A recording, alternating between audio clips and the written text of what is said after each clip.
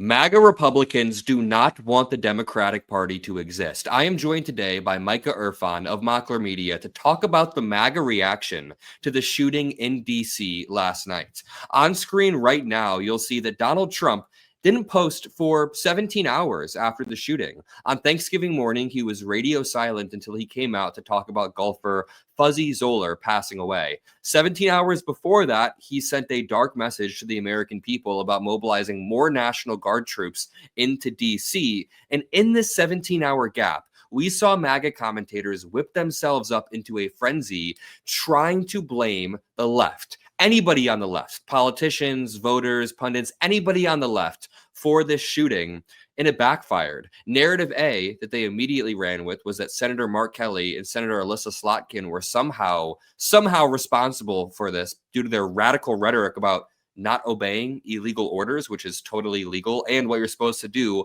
under the Uniform Code of Military Justice. And then after that narrative was blown up, narrative 2 comes out. They are now trying to say this is Biden's fault, even though this dude was provided asylum under the Trump administration in April of 2024. We're going to talk to Micah Erfan about this, but first, let's go through some immediate reactions on screen now. Todd Starnes, a MAGA commentator on Newsmax, said, "Bulletin, 2 National Guardsmen shot in D.C. I blame the Democrats. Their rhetoric has placed a target on the back of every person in uniform." This is before we even knew who it was, before we knew who did the shooting, what his motive was. We still don't even fully transparently know his motive, and they are trying to assign some sort of motive to him, which is despicable. It kind of reminds me of when Charlie Kirk was shot. Not even 15 minutes after Charlie Kirk was shot, Elon Musk comes out and says the left is the party of murder. Before we know who did it, before we knew any of their motives, we still thought it was some old man at that point. Just crazy stuff. Somebody else on Twitter says, Joe Biden should be put on trial for treason. I don't care how old he is. Charge him tomorrow. He should spend the rest of his life in jail for letting terrorists into our countries at an unprecedented rate. Micah, I want to turn over to you. How do you feel about this type of inflammatory rhetoric on Twitter right in the aftermath of something inflammatory that happens? It's like they're fueling it. It's like they're pouring gasoline on the fire, right? Yeah, they do this every single time, Adam. A tragedy happens, some sort of terrible act of violence.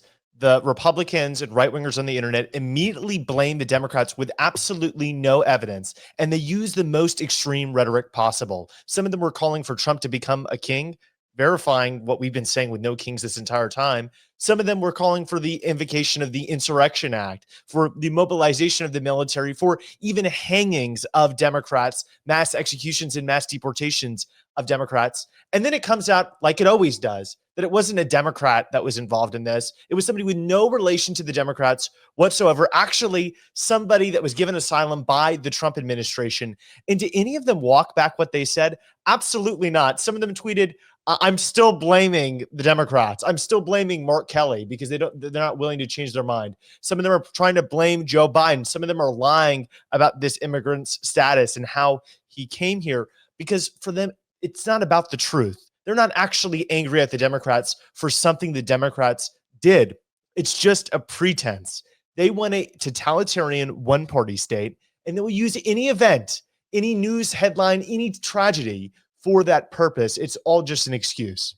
Can I just point out that it's also a confluence of events? So as this inflammatory stuff, this disgusting attack happens on U.S. soil, right, in the United States, people online immediately begin to react in an inflammatory way. Foreign actors want to pour even more gasoline on this fire. We just saw when Elon Musk had that new feature that shows you where someone's location is, that like 60% of the big MAGA accounts on Twitter who are nameless and are just like Caroline Levitt fan accounts or MAGA Trumper #1 or I'm a New York Trumper 86.7, whatever the hell. Every single time they'd be in Bangladesh or they'd be in Macedonia or Eastern Europe or Russia or something like that. So you have foreign actors trying to stoke the flames of authoritarianism right at a moment when America is in a fragile state. Let's turn back to these tweets and let's see what's going on screen here. After this person says Joe Biden should be put on trial, somebody says, everyone behind this should face the death penalty, referring to Senator Mark Kelly, Senator Alyssa Slotkin. This is some crazy shit, probably from a foreign actor trying to stir stuff up. Pro-America Politics says, I'm still blaming this on Mark Kelly. Now, this is a real guy.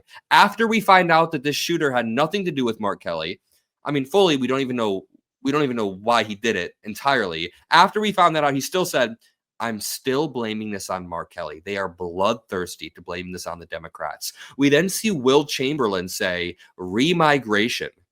Remigration is a really important concept that right-wingers have been floating. The term remigration was popularized by far-right groups in Europe who don't just want to ban migration. They don't just want to take care of illegal immigrants. They want every single immigrant, their kids, their parents, everybody removed. It's the most extreme position possible. Let me play you this clip from their advocates over in Europe. It is a quick clip.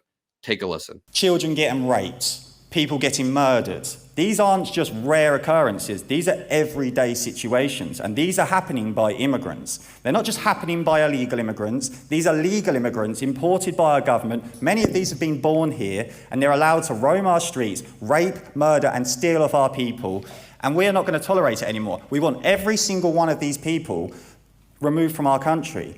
It's not going to happen voluntarily, and unfortunately, this isn't going to be a peaceful process for a lot of people. There's going to be an awful lot of hardship for our own people and for the immigrants involved through remigration. He said, this is not going to happen voluntarily. There's going to be a whole lot of hardship. This is not going to be peaceful. This is an extremist ideology that calls for the removal of all immigrants, even if they're legal, people who were naturalized, people who came here through legal processes, all of their relatives. And the big kicker right here, what I really want to point out is this is not some fringe ideology. Benny Johnson himself, as you can see on screen, a far-right MAGA dude on Twitter. I guess in the United States, he's not even that like far-right anymore. He's considered just MAGA, like mainstream conservative. He said, the only answer is remigration. Our own Homeland Security account ominously randomly tweeted remigrate. Micah, break down what we're seeing, this far-right wave pushing towards remigration. What do you think, Micah? Yeah, I mean, every single person that is non-white in this country needs to understand this. The Republican Party does not believe that you should be here. It doesn't matter if you were born here. It doesn't matter if your grandparents were born here.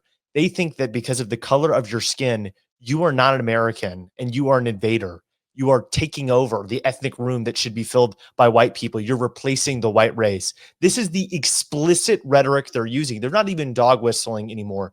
They're just shouting the terms. Remigrate is unambiguously meaning these extreme things, and they're doing it because they think they can, right? They don't feel like they have to hide their ideology anymore, but I don't think they realize how out of touch they are with normal, everyday Americans. Trump is at his lowest level almost ever in his approval rating right now. The Republican Party is falling dramatically, and it's because the economy is bad, but it's also because Americans don't believe in this. We're a country that's founded on pluralism and diversity, a country founded by Protestants and Catholics, which wanted to live freely together and peacefully together rather than fighting each other like they were doing in Europe. And they stand against everything that this country was founded on. And ultimately, that's not very popular with Americans.